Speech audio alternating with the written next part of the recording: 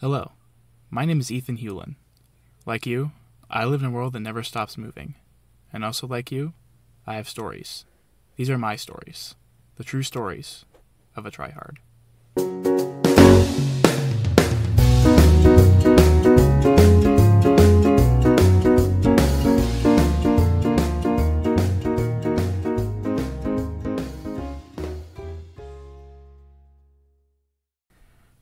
Welcome back to True Stories of a Tryhard. I am Ethan Hewlin, and this week I am joined by a very special guest who is a recent good friend of mine. Please welcome Isabel Luechtenefeld. Belle, what's up? Not much, just doing some homework. Well, I'm glad I could help you procrastinate for a little while. That's always fun. Yes. So, Belle, can you tell our listeners kind of how we met and that sort of thing? So, we're both on a mutual Discord server, and there we were doing a non-official meetup. And it was really funny because we were meeting at the zoo, and one of the people was telling everyone to meet at the Heffalumps with, and for anyone who loves Winnie the Pooh knows Heffalump is an elephant in real life. So both of us end up going to the elephants instead of meeting at the entrance like pre-planned. Yeah, it was pretty funny and just led to an amazing day, just overall. Yes. Now, Belle, you have an experience with college that I, as of right now, have never had. And that's what we're going to talk about today, is living on campus and living away from a home. So can you kind of go into like what made you decide to, go to the college you did and why you decided to live on campus instead of in an apartment or something like that? So ever since freshman year of high school, I knew that I wanted to be a physical therapist. And the school that I go to is a great school for physical therapy.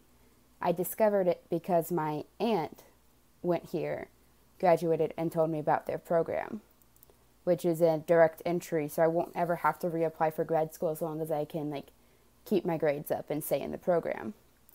So that's one of the huge reasons I chose this school. Another reason that I ended up choosing this school is I focused hugely on keeping my grades up in high school, but I struggled with the ACT. And this is one of the few schools that they actually focus on the GPA versus the ACT. And they'll look at the ACT if your GPA is lacking, which I think is awesome that they will use one or the other depending on your choice. And so then this school is 4 hours away from where my parents are. So it's either live on campus or get an off-campus apartment. Living on campus, I got the opportunity to live with someone, which, as an only child, I never had. I got the opportunity to just be there. You hear about an event, and then you don't have to worry about travel time to get there. You can just be like, oh, that's cool. Drop what you're doing, walk out the door, and be there in 5 minutes, not even. You don't have to wake up super early for classes. You can wake up 15 minutes before and get there 5 minutes before, right, if you rush. Yeah. So it's just a really great opportunity. I really like the location because it's within driving distance of my house. So if I wanted to, I could go home for a weekend, or my parents have come up several times to visit me, but it does give me that sense of independence. Yeah, and how has living away from your parents affected you mentally? Do you ever get homesick? Do you ever just go back because you want to, or has that never bothered you really?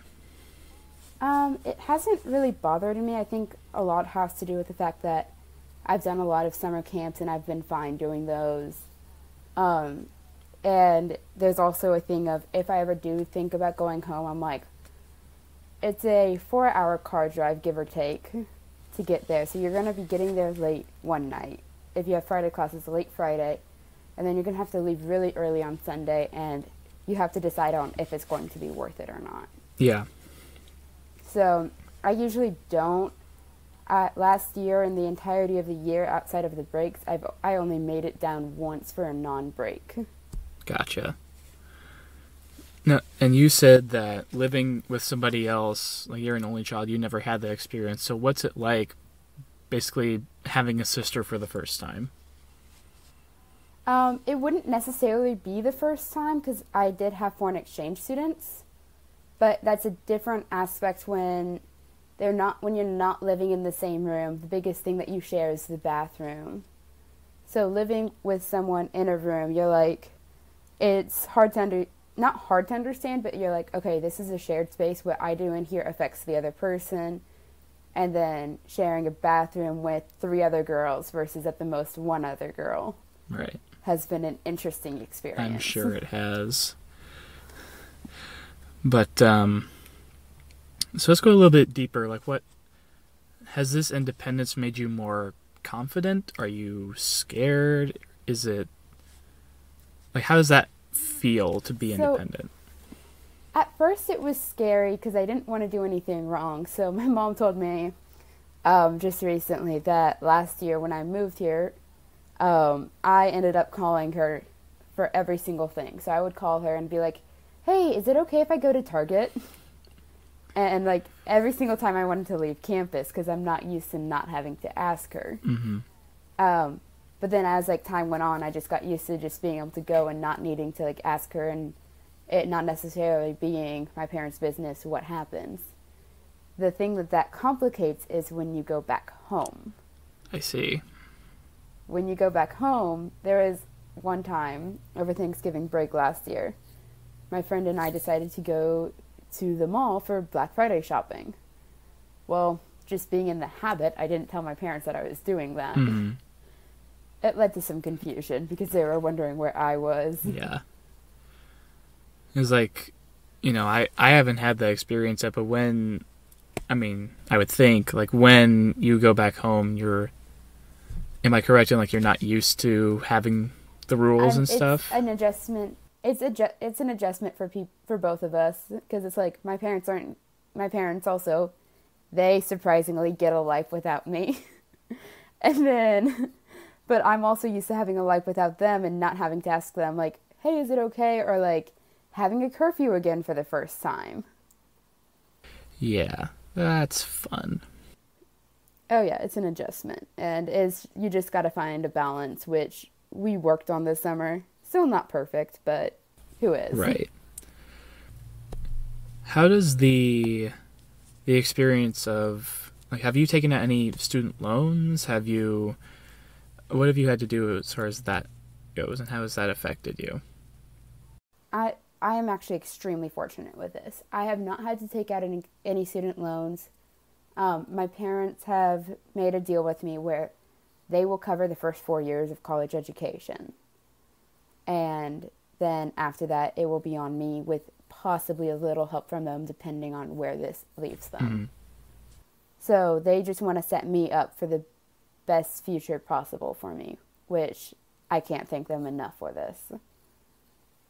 Yeah, that is not my experience at all. Like, my original plan was to go to a 4-year university in state, and because my mom is raising 3 other kids, she can't afford to do that. Yeah. So I had to, if I wanted to get a college education, not just work, I had to go to a junior college, which is what I'm doing right now. And that's been, I guess you could say it's the best of both worlds, because I've been able to pay for all of it myself, and Mm-hmm. I also don't have to worry about getting a roommate because I'm still living at home. And that's Yes. While I'm not as independent as I want to be, this is just, one step of many that's going to be going further on down the road. Yeah. And if I didn't get into this school, honestly, I probably would have gone to the junior college to get some, gen eds done and out of the way. That's what I'm doing. And then I would have actually reapplied into this program as a freshman. Mm-hmm. So I would have had more years of college, but I would have had I would have transferred in those gen eds. Mm-hmm. and then probably would have had to take a minor. Yeah. So you said that you've been to a lot of summer camps in the past. How has that impacted your sense of independence? It's been, I mean, it depends on the summer camp because there's been a lot of them that have really helped, but then my mom also kept me in day camps until I was 14. So day camps, it's like you get less time to hang with your friends, you get less time home alone, which really doesn't help your independence. No. But summer camps where you stay away for 9+ days, it helps you just, you're living with, I think the max cabin I had like 12 girls in it. You're living with, so I was living with 11 girls for 9 days. And waking up at the crack of dawn, going to bed late at night. Yeah. What kind of camp stories do you have? Oh, I have so many. The one story that I find really funny, because like after this happened, I still kept going back to the camp. But it was the first day of camp. Oh, this was probably my 4th year going to the camp, I think. And have you ever heard of Gaga Ball? Oh, yeah. I know all about So- Gaga Ball. Yeah, so for those that don't know, it's a pen that on me is roughly like waist high. It's wooden, and it's a game where everyone has to touch inside of it, and then the ball bounces, and you go Gaga Ball. And at the end, then you can you have to hit the ball and hit someone in the knee or below. So I was playing Gaga Ball. I start stepping out of the pen because I got out, and randomly my knee collapses on me. Randomly. And like people kept playing until the counselors like saw me not being able to get up and been like, okay, hold it everyone. They like had to lift me out of the pen. I ended up tearing my articular cartilage on my knee. Wow. So the funny thing is though, this is a camp. You are in the woods with gravel roads, different things. That was the first day of camp. I stayed for 2 more days. And I left on the 3rd day, which was what we called Princess Day. So it was basically a day where all the boys had to be extra nice to the girls. That's a thing? That was a thing. We also had Knight's Day, which was when the girls had to be nice to the boys. Makes sense. Yeah, so, and I still kept, like, I was like, when they told me that they had called my dad because they wanted my dad to pick me up, I was in tears. I was like, no, I don't want to leave. Even though I was limping and walking, like, knee was swollen up bigger than my dad's fist. Yikes. And yeah, so then I ended up getting surgery. Like, I'm fine now, but so that's one story that I have. Another story is apparently this is a story from my camp counselor. There were these one girls in a cabin that were not like being quiet and were not going to bed at lights out. And so then the counselors all got down on their hands and knees, and then they just start barking like into the thing and freaked out all of the other campers. Wow. I've been a counselor for summer camps before. I have never done that or even heard of that. Yeah. Wow. It was an extremely popular camp where I'm from because the boys the boys had one cabin, which each had like different bunks, which were rooms. The girls had 2 cabins. That's how there was very much more girls than guys there. But yeah. Like there was a wait list for this camp. It was super popular. It was so much fun. Yeah. So as I think you know, and as our listeners know, I am an Eagle Scout. I was heavily involved in Boy Scouts for several years, and so I went to a Boy Scout summer camp every year. Not the same one every year, but a summer camp for 10 years, basically. And that just really, I always look forward to it because I am the only boy of my siblings. I have 4 sisters, and I am the second of 5. So there was a lot of women in my house, and I just wanted to get away and be with guys for a week and a half. And I always look forward to it. I'm sure. I always look forward to it because you could just, do whatever. Well, do guy stuff without getting like judged for it. Like, you could leave the lid up on the toilet seat and be fine because it's all guys there and nobody cares. So let's see. Oh man. So my first year at this camp, I was probably 11, maybe 10. No, I was 11. I got up in the middle of the night to go to the bathroom, and there was this raccoon in the bathroom. Oh no. Yeah, it was not a great time. I was petrified. And I tried to shoo it away, and it wouldn't do anything. So I just started walking towards it, and it just hissed at me, and I was like, "Oh crap." I'm an 11-year-old. Wait, why did you start walking towards it? Because I needed to go. I didn't know any better. And I walked towards it, and eventually it ran away, but this is my first experience at a summer camp where I'm away for 10 days, away from, everything, and I'm just like, ow. And so, yeah. Did the Boy Scout camp take your phone away? Were you allowed to have I was not. I was not allowed to have it, and that's probably one of the best things about those kind of camps, I think. Yes, I agree. And yeah, you were saying?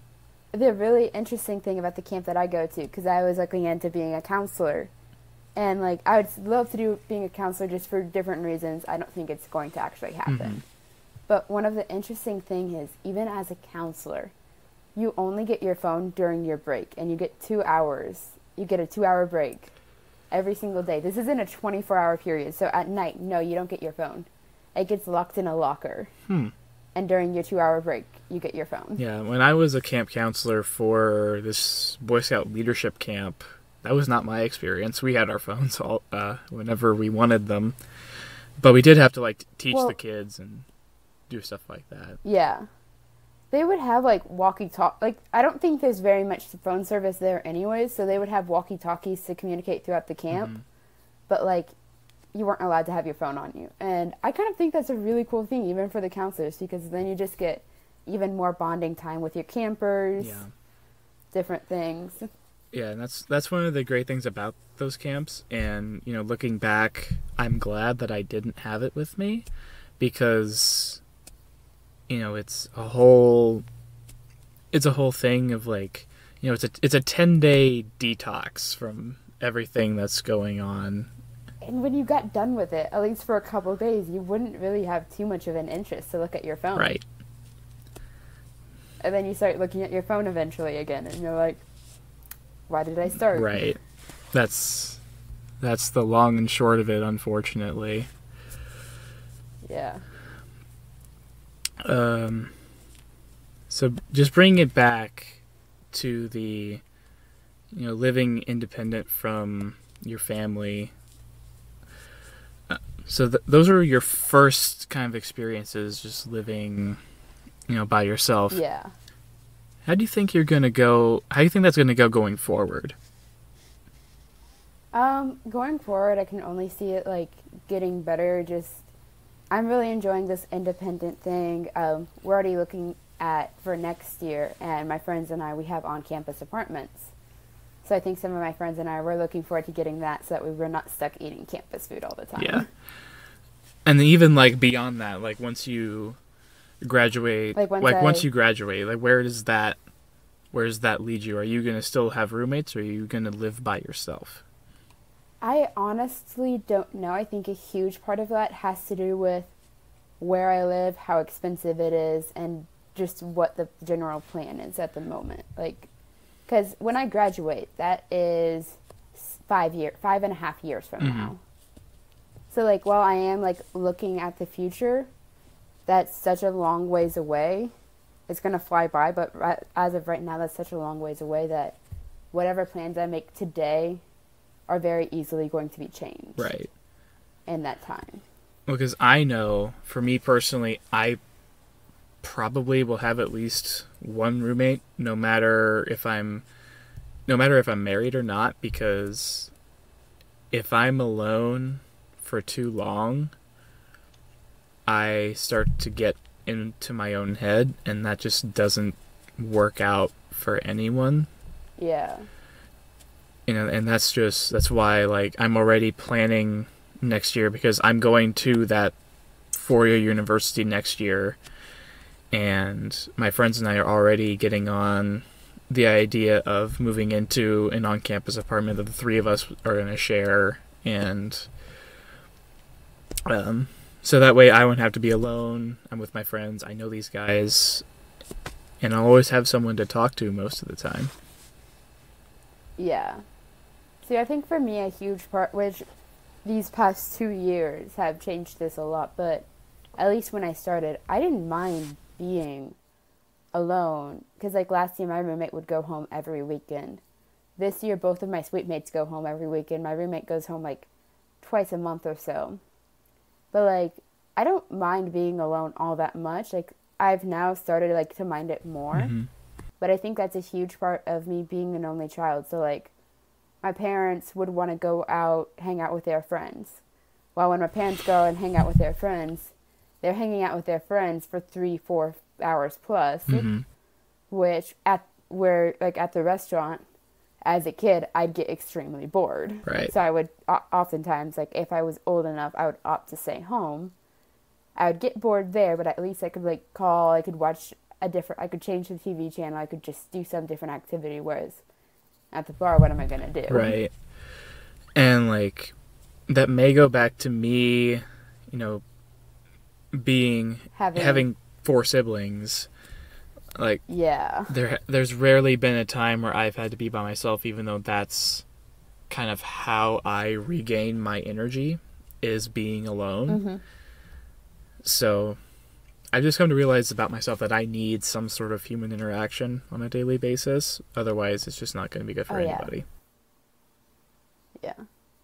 Because this, like, usually for summers, if my friends are busy, then I spend, like, quite a few days, like, my parents are at work, so I'd spend quite a few days, like, home alone. But this past summer, I don't think up until, like, during the second half at least, every night, every day, if I wasn't working, I was doing something with someone. Yeah, that's how my summer went, basically. All right, so Belle, we are approaching wrap-up time. Is there anything else you want to say? Just that if you can, people argue that like living on campus is more expensive than living off of campus, and depending on the area, that may be true, but living on campus, you just get so many more benefits, in my opinion, than living off campus. Because you're just there for events, and you get an opportunity to make friends versus you're not going to, since you're already living off campus, why just travel all that way when there might not be anything to do? All right. Thanks for joining me, Belle, and thank you again. Thanks for having me. And thank you again, listeners, for listening to True Stories of a Tryhard. You can find me on Instagram at ethan.t.hewlin. You can find me on Twitter at etphonehome. The O's are zeros and the E's are threes. You can find the podcast on Instagram and Twitter at True Stories Pod. Belle, where can we find you? You can find my Instagram, princess_Belle0203. I made that as a sophomore, so I know it's dorky, and that's really what I'm on. All right. Glad to have you. I'll be back with more stories next week. So until then, this is Ethan Hewlin signing off.